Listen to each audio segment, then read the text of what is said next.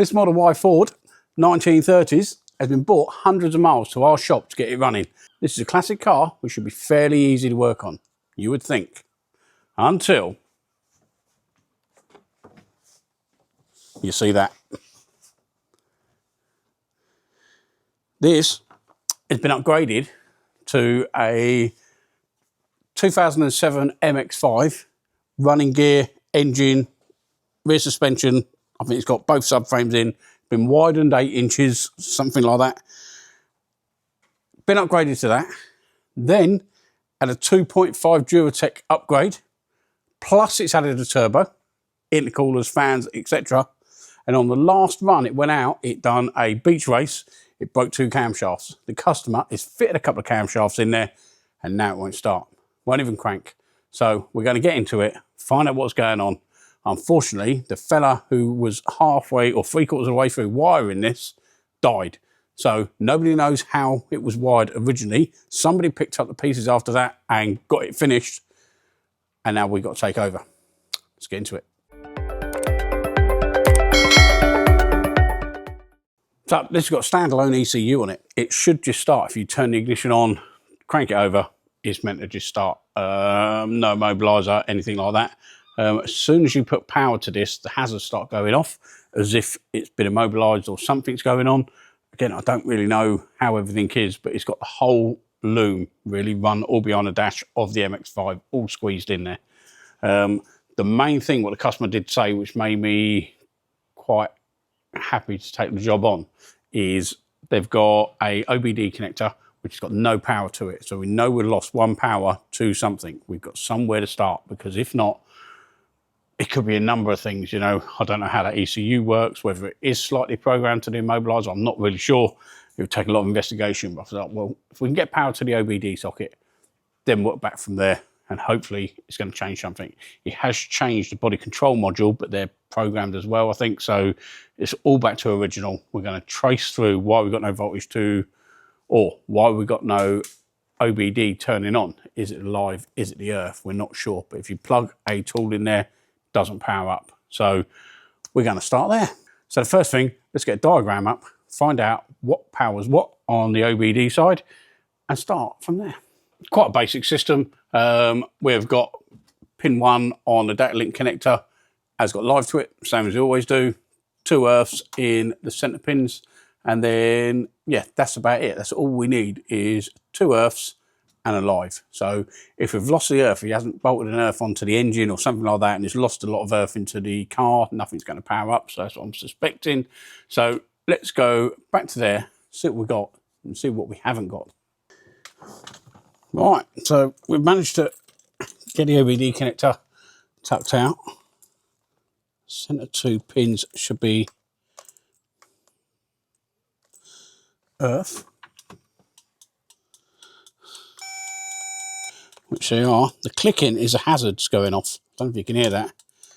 But as soon as we connect up the main kill switch, turn it on, hazards start going off. Earth on that. And pin 1, blue and red, we're meant to have power. And we haven't. We have got earth on that. So we've lost power to that. Let's go check which fuse it was. And double check which fuse box it goes to. We've got a couple of fuse boxes down behind this dash, and it's got one under the bonnet. So let's have a look what fuse box it is, and we'll check up at the fuse. I'll be surprised if it's just that, unless it powers something else to the relay, but maybe it powers up an engine control relay or something, but they don't normally. So let's go and have a look. Room, 15 amp fuse. So let's go and check there, see what we got. Then it comes back to the main 120 amp fuse. So we've got a pretty well designed car. This pops up out of the way, just got some spring clips on it, which allows you to get to the fuse box. Everything's been thought of. And we are looking, room is on the last side, second fuse up. Let's see what we got. Earth one side and earth the other. See what the other fuses have got. Okay, so we've got nothing coming up there. Got a main cable coming up into the fuse box. A lot of corrosion under here. Oh no, it's sand. Thought it was corrosion. It's where it races. Got power on this one. Earth on that. That's a big thick earth. I can't see that being... Maybe it does earth. Normally if you get an earth to these fuse boxes, they're not as big as that. I was expecting that to be a main live. Okay. Right, let's find out where that main 120 amp fuse is. I thought we said it was in the fuse box. Let's have a quick look. So, unfortunately, we've noticed we've got about 50% of constant viewers who reviewed lots of our videos have still not subscribed to the channel. Subscribing doesn't mean that you've got to pay anything towards the channel. It just means that you like our type of content and you'd like to watch it again. It notifies you when we've got a new video out and things like that. So, if you could drop a like on the video and subscribe as well, that really does help the channel. It shows anybody who wants to advertise on our channel that we've got a fair few viewers, you know, and that you like our content. So if you can, that'd be great. So let's get back into this. So power distribution, this is the underbody fuse box as we laid out. We have lost it on fuse 35, which is the room one. That's this main fuse, fuse 120 amp. So this main power coming in, meant to come through 120 amp fuse and then power this sort of buzz bar. We haven't got anything on these fuses, so we're pretty sure it's going to be on the main fuse, but this wire had earth to it. So is that the short? Is that blown that? So yeah, not sure. Let's go and check whether that fuse is blown and whether this has got earth to it. Because if this rail has got earth to it, everything down this side is going to be dead. So let's go and check that fuse, see if we can find it. It must be tucked underneath. So,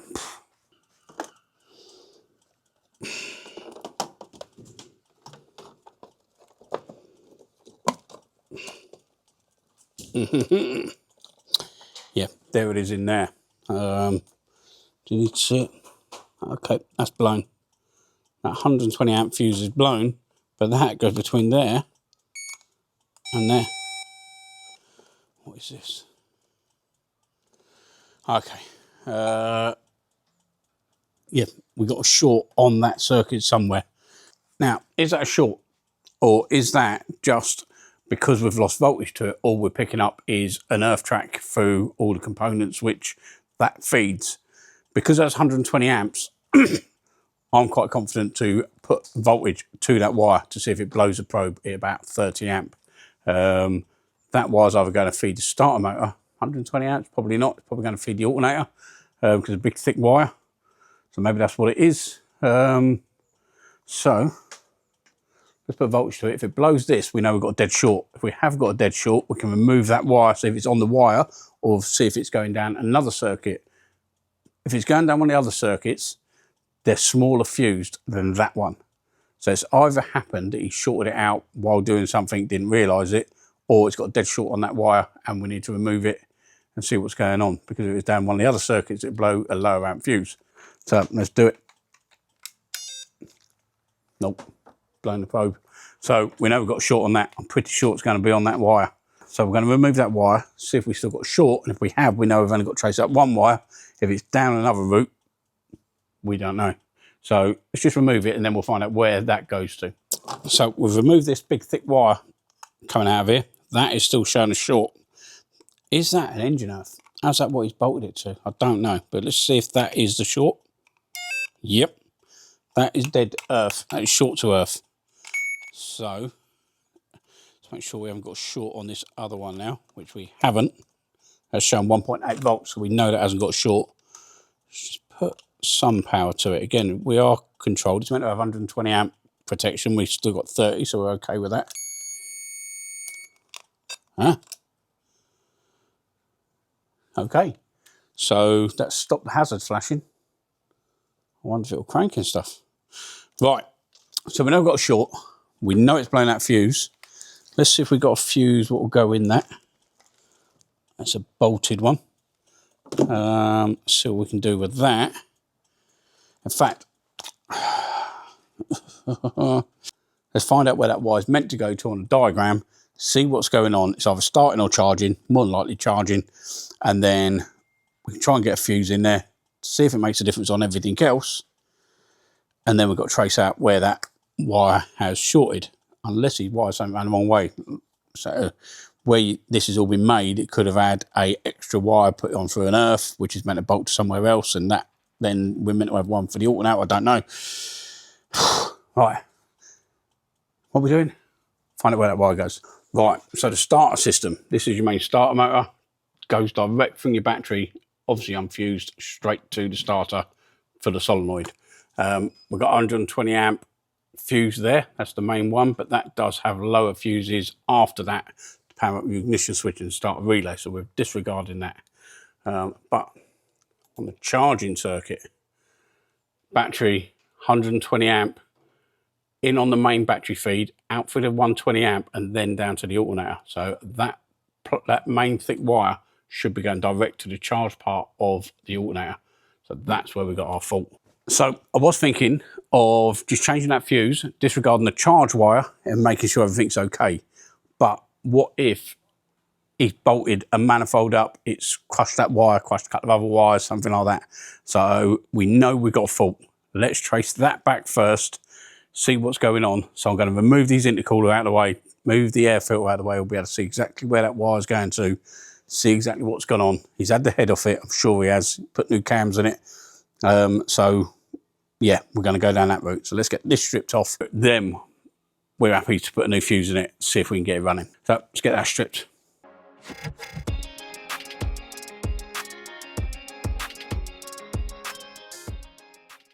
Two things. One, the size of that blower. That's massive. Should be beautiful. Right, stop playing. Okay, down here we got these big white wire, two big thick wires were bolted to this mount, and just down there is meant to be where this, well, where a main live is meant to go. So the main thing is, let's double check up here whether that earth is now dead. So the short what we had up here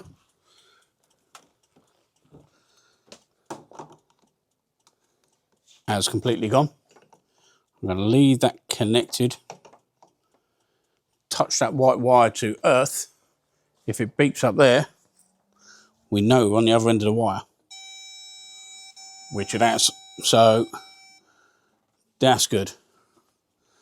So now we know that we haven't got crimped wires or anything like that, no damaged wires. It is just a mistake which customers made.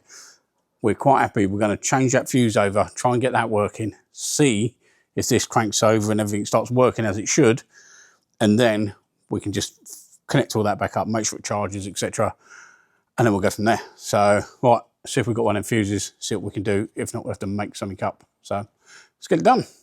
Right, I haven't got a fuse here for it. I could go and get one, but I've done a bit of a Heath Robinson repair just because I want to try and get this sort of worked out what's going to go on before I go home, because I've got to take the Dragon out tonight, which means tomorrow when you see me, I'll be all flash, I'll be all and all trimmed up.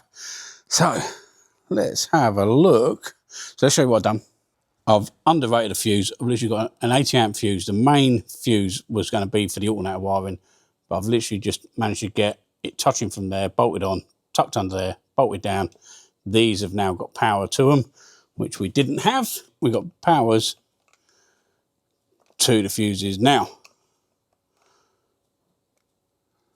The hazards have stopped flashing, which means I assume that things are turning on correctly. Let's have a look. Let's get in there. She's got MX-5 clocks. It's got a mini sunroof, one of the big pan roof things. Oh, anyway, let's get into it. Oh, fans are on. So gear, if it cranks, we're halfway there. But I don't want to start it really because he's just built the engine. It cranks. But the battery's flat. Okay, so I'm going to call it a night. I'm going to come back to this tomorrow, get the battery on charge, carry on. I'm going to have something to eat. I will see you when I get back. We'll see if this is turning over. Now we sort of know it's all right. We'll get one of the fuses in. We'll get the alternator sort of wired up correctly, have a quick double check around there. Maybe it'll start, but if it does, it's literally turn on, start it, it'll go boom, I'll turn it off. We won't commission an engine once it's just been rebuilt. Start it, we know it's sort of good, come and collect, take it away. So I'll see you in the morning. Okay, we're back. Look at that. All spruced up, looking cool. So, right, we've had the battery on charge for a couple of hours. Put the pipes back on. We are going to try and see if it does anything. So ECU's can hear it powering up, doing everything. That can't be right, that must be lost. I can't hear the fuel pump buzzing up.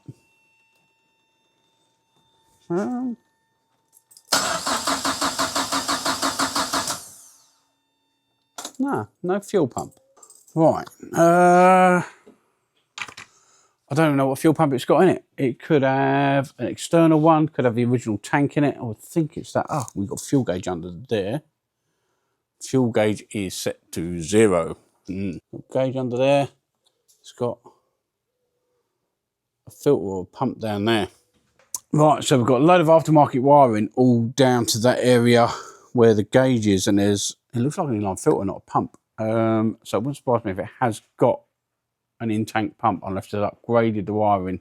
It's a nightmare when you're working on other people's stuff. I think we'll look down the original fuel pump side of it, the original relay, hopefully I've wired into there, and we'll see what we've got going on there. So, right, let's have a look at the wiring diagram. Before we go to the diagrams, we're going to go straight to the fuel pump relay. We've found that in the underbody fuse box, and see, make sure we've got a live in, live out, earth path down to the fuel pump, see if we can power it up, see what's going on there. So let's get to that relay. I'll show you where it was on the fuse box, see what we got. So we should have a main live in and an earth path out. Okay. Yeah, we've got readings on the coil wires. Lost the main live in. Let's just make sure if we do that, fuel pump powers up. Yes, it does. So we've lost our main live. Let's find out what fuse it is. So fuel pump. Fuse 6. 1, 2, 3, 4, 5, 6. 6 down on that side. Last row of fuses. 1, 2, 3.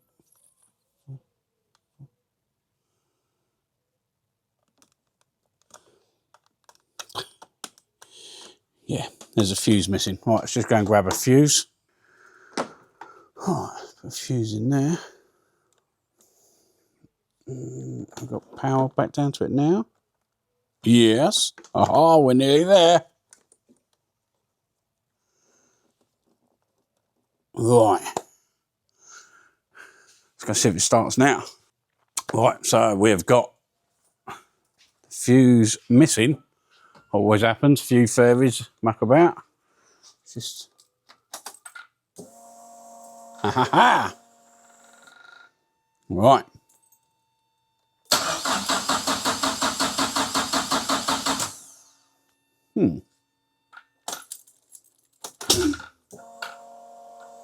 There.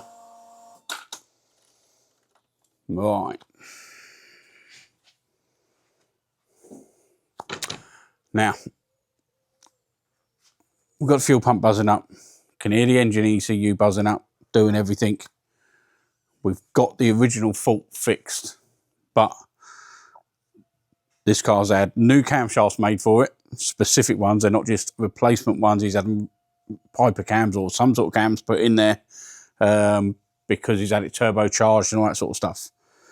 Doesn't need setting up. It's got a standalone ECU. So we're going to do some basic tests. We're going to check if we've got sparks, check if we've got injection, see if we've got any OBD connection to it, but I don't know how these standalone ones work. I'll do some basic tests and I'll come back to you. I'll let you know whether we're going to go any further with this one, because I don't know anything about that. If I can't get communication with it and find out the crankshaft sensors out or cam to crankshaft synchronization or something, this might need to go to the person who fitted the ECU. But this ECU was actually fitted a long time after all the car was built. So this has been done by one specific place. So they know that side of the engine and how to set that all up. So we'll have a quick look, see what we can find, see if we can work it out. If not, we'll speak to the customer, see if he wants us to carry on and learn this system, or does he want to take it back, finish it up, take it back to them? I don't know. So let's do some basic tests, see what we can find. Well, unfortunately, we're going to have to call it a day on this one. We've checked it out. It doesn't seem to be getting any sort of spark signal. It's giving injection, but not spark.